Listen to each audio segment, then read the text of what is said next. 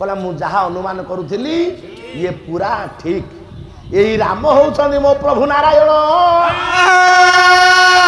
मंदोदरी निकटरे रावण वर्णना करुछि कहला मंदोदरी मो प्रभु होउछन्ति राम मो नारायण तांको हाथ में उद्धार पाइबी तेणु सी मोर उद्धार करता आछन्ति काली मु युद्ध को जीवी किंतु आउ फेरबिनी एटा मो जीवन अंतिम युद्ध ए मंदोदरी मु मला परे तुम मैंने मो पे कांदीबनी मोर निज स्त्री एबे भी विष्णु लोकरे मत अपेक्षा करिछि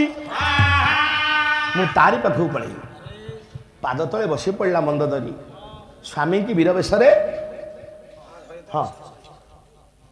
स्वामी की वीरवेशरे सजई देला से दिन रावण युद्ध जान रे बसी प्रातः समय रे राम को संगे युद्ध करिया पाई युद्ध भूमि रे प्रवेश करिछि ए पुओ केमिति आइछि कहले विशारद महाद्रुम तेजसने द्रुम पूर्व संग्राम श्रीराम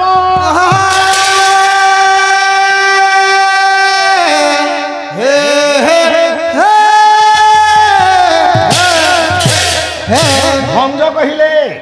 विराट वृक्ष होउचंती राम रावण केमि देखा जाउची गोटे छोटिया घास परी चली युद्ध युद्ध 7 दिन पर्यंत चली परिसमाप्ति होनी शेष भगवान रामचंद्र ब्रह्मबाण थोइले मारिया पाई ए पुओ गोटे गोटे गोटे गोटे मुंड रावणर कटी कटी जाउची से रावणर केइटा मुंड समस्त आम कहचे रावणर 10टा मुंड संभव ए गोटे मनीषर सीमा 10टा मुंड हम रावण को 10 मुंडिया कहीं कह जाए कारण आम मानकर बुद्धि जति आम बुद्धि ठारू साधारण मनीषर बुद्धि ठारू रावणर बुद्धि 10 गुणा अधिक बुझिपार आम पादे चिंता कला बेले रावण 10 पादे चिंता करे खाली से नुह 10टा महाविद्या को साधन करते रावण से रावण को कह जाए 10 मुंडिया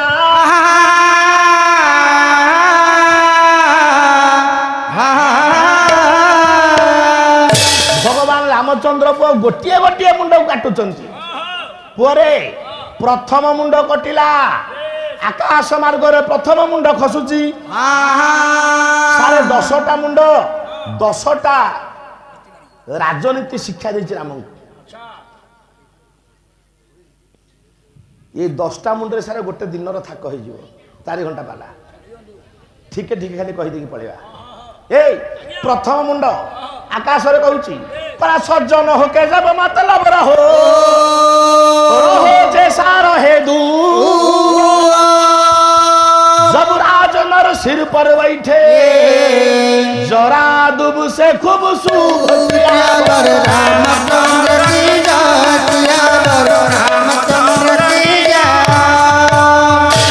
रावणर प्रथम मुंड सारे आकाश मार्ग रे कहूची क्लारे मनीष जदि जीवन रे भल मनीष हवा को चाहूच ताहले रहो जैसा रहे दूब दुब कौन मा दुब गोटे घास जदि भल मनीष हवा को चाहूच ताले दुब घास परिब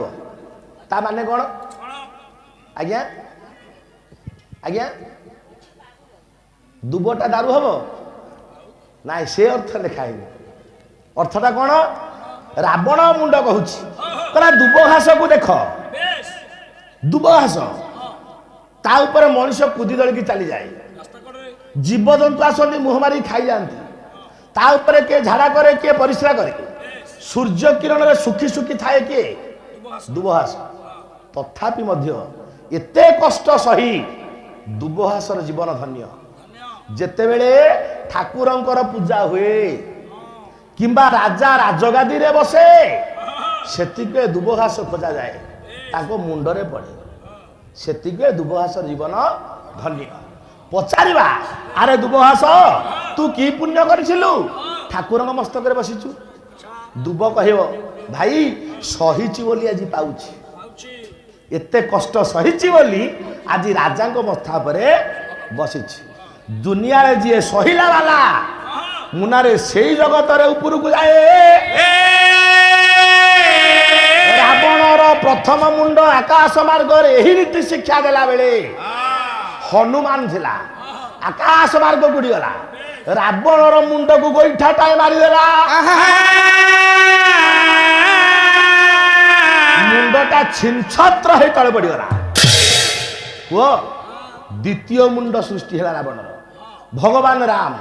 द्वितीय मुंड काटिले द्वितीय मुंड कटिला आकाश मार्ग द्वितीय मुंड उड़ुछि द्वितीय मुंड कहिला कला पौरुष वचन ना बोलिए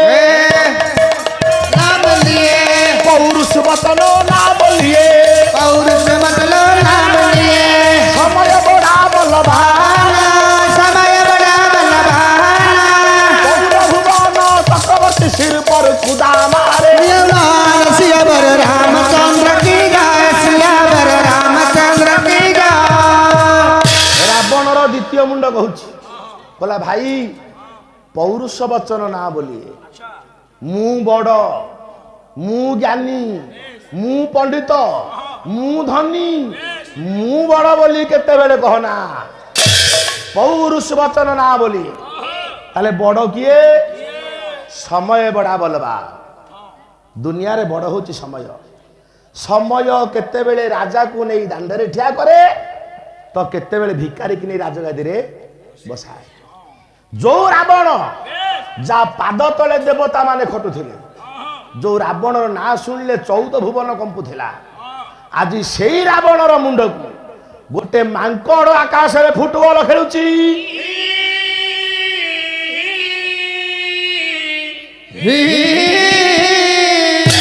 गोरे द्वितीय मुंड आकाश रे कहूची भगवान राम ठाड़ कहले हनु रह द्वितीय मुंड तले खसिला सारे तृतीय मुंड आविर्भाव है तृतीय मुंड कहूची कौन कहला कहला बड़ा हुआ तो क्या हुआ बड़ा हुआ तो क्या हुआ बड़ा झाड़ ताल खजूर पथिक को छाया ना मिले फल पाने बहुत सियावर रामचंद्र की जय सियावर रामचंद्र की जय सारी हूँ कबीर को दोहा कबीर दोहा तृतीय मुंड कहूँ कौन कहला कहला बड़ा हुआ तो क्या हुआ आपण जेते बड़ हूँ कौन है दुनिया रे जेते वृक्षलता अच्छा ता भीतर बड़ किए माँ जेते गछ अच्छा सबुठ बड़ डेगा गछ किए आज्ञा ताल गछ ताल गछ ताल गछ कौन मनीष को फल दिए अरे फल दिए जे ताकू मनीष खाइबा योग्य अच्छा सी फल दिएनी से फल आम खाई आनंदित अनुभव कर पारिबानी पुनश्च सेवितव्य महावृक्ष फल छाया समन्वित गछ छाई दिए सारे ताल गछर छाई देखिछंती जेते वृक्ष अछंती ता तले पथिक विश्राम निये ताल गछ तले आज्ञा विश्राम निये काहे नुह कारण ताल गछ गोटे जगार थिबो छाईटा खंडे बाटे पड़िथिबो तेणु ताल गछ तले के विश्राम नियंती नाही रावणर तृतीय मुंड कहूची जीवन रे जेते बड़ हो ना कहीं जदि समाज पारी अवदान नहीं समाज पाई तमे किछि करिन तमे जेते बड़ हेले कोन हैला ताल गछ खजुरी गछ परि बंचिबो बुझिलु 10टा मुंड 10टा नीतिबाणी कहिछि सभा शेष भगवान राम नाभि पद्म को लक्ष्य करी ब्रह्मबाण छाड़िले ब्रह्मबाण रावणर नाभि पद्म बाजिब पुरे रावण कहला कहला प्रभु ब्रह्मबाण थोई सारे मते मारिबे ता पूर्वर मनरे गोटाए प्रश्न से प्रश्नटा को मोर समाधान कर दियंतु तापर मते मारिबे एटा मो जीवनर अंतिम प्रश्न मालो रावण कहूछि कहला हे प्रभु ब्रह्मा देइथिले वर केते केते केते କଲା ବ୍ୟୁତପନ ଆୟୁଷ ଛପନ ଗଣ୍ଡା ଯୁଗ ହୋ ବିତପନ ଆୟୁଷ ଛପନ ଗଣ୍ଡା ଯୁଗ ହୋ ବିତପନ ଆୟୁଷ ବାହୁଡ଼ାଇ ହୁଇଲେ ଦଶ ହୋ ବିତପନ କଲା ପ୍ରଭୁ ବ୍ରହ୍ମା ମତେ ବର ଦେଇଥିଲେ 56 ଘଣ୍ଟା ଯୁଗକୁ ପରମାୟୁ 56 ଘଣ୍ଟା ଯୁଗ ବଞ୍ଚିବି ଭୋଗ କରିଛି କେତେ 14 ଘଣ୍ଟା ଆହୁରି 42 ଘଣ୍ଟା ବାକି ଅଛି ପ୍ରଭୁ ଆପଣ ତ ମତେ ମାରିବେ ମୁଁ ମରିବି ଏ 42 ଘଣ୍ଟା ଯୁଗ ଆୟୁଷ କୁଆଡେ ଗଲା କଣ ବ୍ରହ୍ମାଙ୍କ ବର ମିଛ ଆଜ୍ଞା ତାହେଲେ ବ୍ରହ୍ମାଙ୍କ ବର କଣ ମୋ ପାଇଁ ମିଛ ଏ ପରମାୟୁ ଗଲା କୁଆଡେ ମତେ ଟିକେ ବୁଝେଇ ଦିଅନ୍ତୁ ଭଗବାନ ରାମ କହିଲେ କହିଲା ରାବଣ ତତେ 56 ଘଣ୍ଟା ଯୁଗ ପରମାୟୁ ଦିଆଯାଇଛି କିନ୍ତୁ ତୋ ପରମାୟୁ ହ୍ରାସ ହେଇଛି କମିଛି ସାର୍ ଯେତିକି ଲୋକ ଆପଣ ମାନେ ଆଜି ଅଛନ୍ତି ମନେ ରଖନ୍ତୁ ଜୀବନରେ 6ଟା କାମ କଲେ ପରମାୟୁ କମେ କଣ କଣ କଣ କଣ ଶାସ୍ତ୍ର କହୁଛି ଅଗ୍ନି ଦୋଗର ଦଶୈବ ଶସ୍ତ୍ର ପାଣି ଧନାପହ ତାରା ପହାରି ଚେ ତାତ ତାଇ ন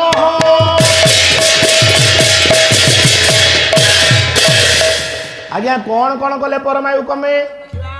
ଏକ ଅଗ୍ନି ଦୋ ଯେଉଁ ବ୍ୟକ୍ତି ଅନ୍ୟ ଘରେ ନିଆଁ ଲଗାଏ ମା ମନେ ରଖନ୍ତୁ ଯେଡେ ବଡ ଶତ୍ରୁ ହଉ ତା ଘରେ ନିଆଁ ଲଗେଇବେନି ପାଳ ଗଦାରେ ନିଆଁ ଲଗେଇବେନି ଛଣ ଗଦାରେ ନିଆଁ ଲଗେଇବେନି ଗାଈ ଖାଉଥିବା ଜିନିଷ ଉପରେ ନିଆଁ ଲଗେଇବେନି ଯେ କୌଣସି ବ୍ୟକ୍ତି ଅନ୍ୟ ଜାଗାରେ ଅଗ୍ନି ସଂଯୋଗ କରେ ତା ପରମାୟୁ କମେ ରାବଣ ପର ଘରେ ନିଆଁ ଲଗେଇଥିବାରୁ ତୋ ପରମାୟୁ କମିଛି ପ୍ରଭୁ ମୁଁ ଲଗେଇନି କାହା ଘରେ ନିଆଁ ଲଗେଇନୁ ନା ଲଗେଇନୁ ନା ମନେ ପକା କୋଉ ଦିନ ଯେତେବେଳେ ହନୁମାନ ଯାଇଥିଲା ଆଚ୍ଛା ଲଙ୍କାକୁ ହଁ ହଁ ହନୁମାନ ଲାଞ୍ଜରେ ନିଆଁ ଲଗେଇଲା କିଏ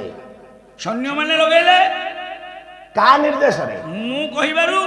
ତୁ କହିବାରୁ ହଁ ହନୁମାନ ଲାଞ୍ଜରେ ନିଆଁ ଲାଗିଲା ହଁ ସେ ମାଙ୍କଡ ହଁ। ପ୍ରକୃତି ସେ ଡେଇଁବ ହଁ। ସେ ଡେଇଁଲା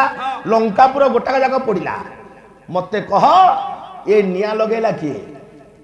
ହଁ, ପରୋକ୍ଷରେ ମୁଁ ଲଗେଇଛି ପ୍ରତ୍ୟକ୍ଷରେ ନ ଲଗେଇଲେ ବି ପରୋକ୍ଷରେ ଲଗେଇଛୁ ହେଲେ ପ୍ରଭୁ ଏଇ ଗୋଟାକ କରିଛି ଆଉ 5ଟା କରନି ଗରଦ ହେଁ ବିଷ ହେଁ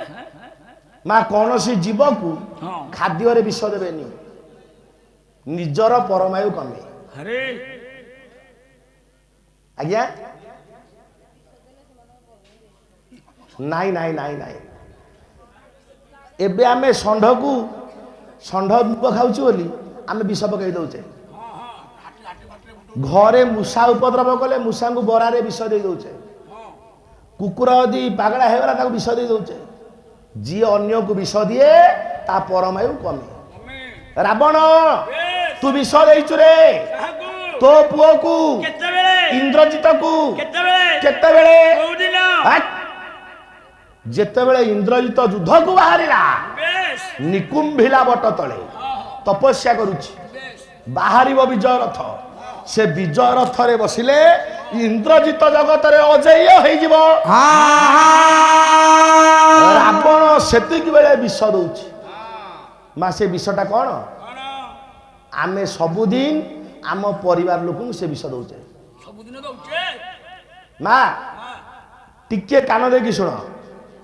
ଆମେ ସବୁଦିନ ସେ ବିଷ ଖାଉଛେ ଆଉ ଆମ ପରିବାର ଲୋକଙ୍କୁ ଦଉଛେ ସେ ବିଷଟା କଣ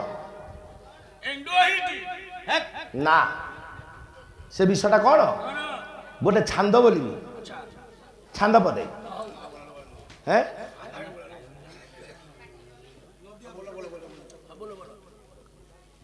ଛାନ୍ଦ ପଦୁଟେ ବୋଲୁଛି କବି ସମ୍ରାଟ ଭଞ୍ଜ କଣ କହିଲେ କହିଲେ ବିଚକ୍ଷଣ ଲକ୍ଷ୍ମଣ କ୍ଷଣ क्षण विचक्षण लक्ष्मण बोले से क्षण क्षण আরে আজ স্বপ্ন বিক্ষণ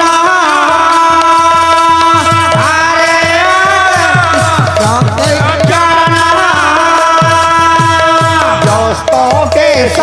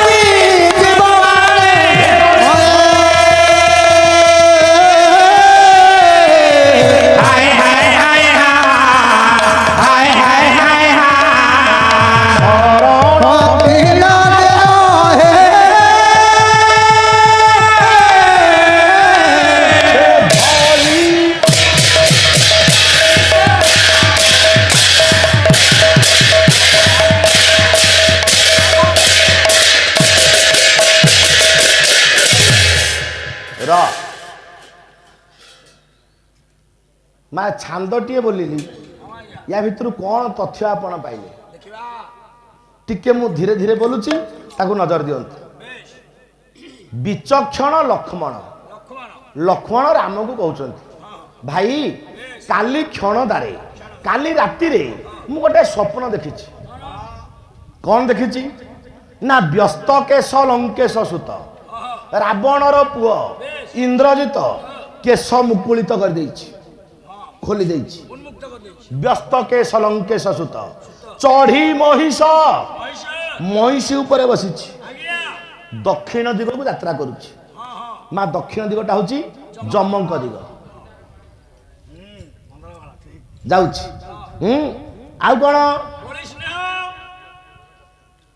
ବିଷ ଭକିଲ ମହିମ ଇଚ୍ଛିନ ଦକ୍ଷିଣ ସେଠୁ ମନ୍ଦାର ମାଳା ଗଳାରେ ପକେଇଛି ବେଶ ଦେହରେ ରାଶି ତେଲ ବଳି ହେଇଛି ବଳି ସ୍ନେହ ତାପରେ ବିଷ ଭକିଲ ହବ ମାତ୍ରର ବିଷ ଭକ୍ଷେ ଲୌହ ପାତ୍ରର ଏଇଠି ବା କଥା ଆମେ ଯେତେବେଳେ ବାହା ହେଇକି ଆସିଲେ ଶାଶୁ ଘରକୁ ଆମ ବାପା ଆମକୁ କଂସା ବାସନ ଦେଇଥିଲେ କଂସା ଥାଳି କଂସା ଗିନା କଂସା ବେଲା ସେ କଂସା ଗୁଡା କୁଆଡେ ଗଲା ଠାସ ବନ୍ଧାଇକି ଥୁଆ ହେଇଛି ସେ ସିନ୍ଧୁକ ଭିତରେ ଥୁଆ ହେଇଛି ଖାଉଛେ କୋଉଥିରେ ଷ୍ଟିଲ ଲୁହା ଷ୍ଟିଲଟା ଲୁହା ବାସନରେ ଖାଉଛେ ମା ମନେ ରଖନ୍ତୁ ଲୁହା ବାସନରେ ଯାହା ଖାଇବେ ସେ ବିଷର ପ୍ରବୃତ୍ତି ସୃଷ୍ଟି କରିବ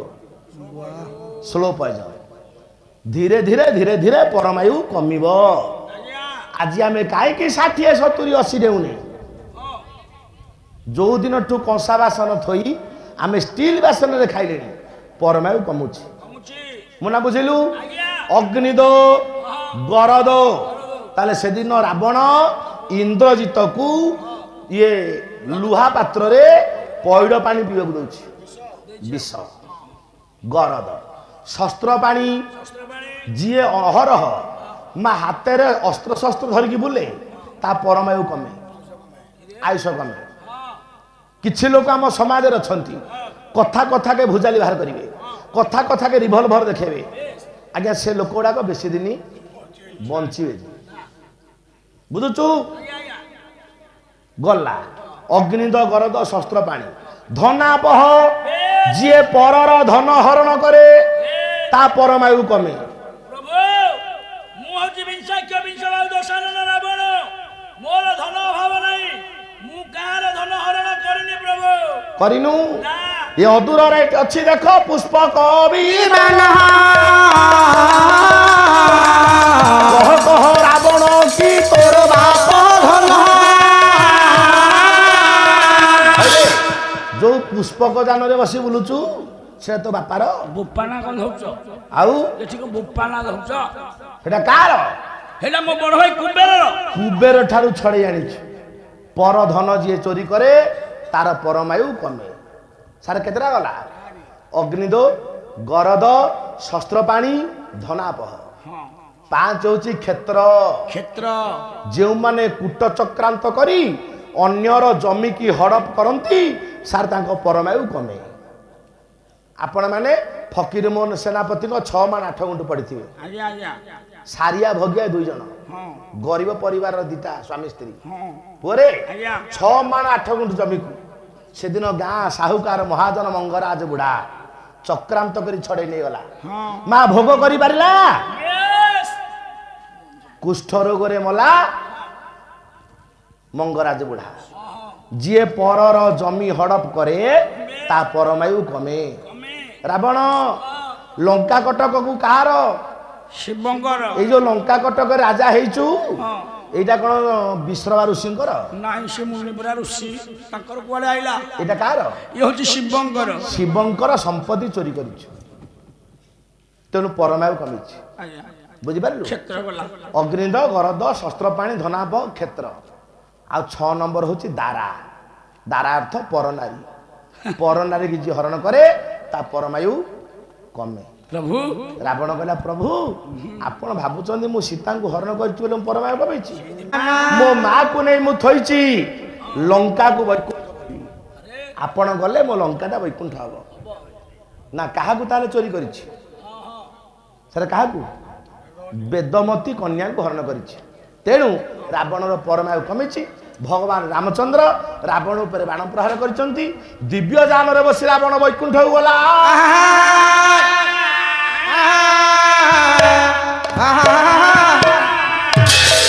ସର୍ବେ ବୋଲ ଦିନ ଜନ ଶରଣ ରକ୍ଷଣ ମହାବାହୁ ଦିନ ଜନ ଶରଣ ରକ୍ଷଣ ମହାବାହୁ ଆନନ୍ଦ ସାଗରେ ପ୍ରଭୁ ଦରବାରେ ବଟ କରି ହରିବୋଲ ହୁଳହୁଳି ରାମ ତାଳି ଦିଅ ଏ ବିଶ୍ୱରୁ ଦୁଃଖ ଦୂର